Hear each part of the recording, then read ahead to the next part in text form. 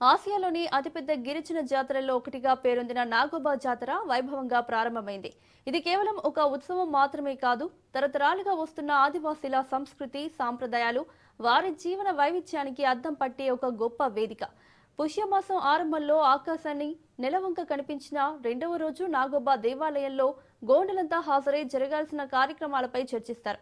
అనంతరం చైత్రమాసం పౌర్ణమి మరుసటి రోజు కొత్త కుండలు తయారు చేసి పవిత్ర గోదావరి జలాలు తీసుకొచ్చేందుకు కాలినడకన గోదావరి నదికి చేరుకుంటారు.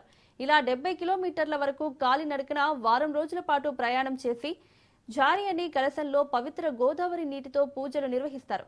దైవ సన్నిధిలో నవవధువుల పరిచయ కార్యక్రమం అనంతరం ఘనంగా జాతర ప్రారంభమవుతుంది. ఇలా వారం రోజుల పాటు నాగోబా జాతర కొనసాగుతుంది.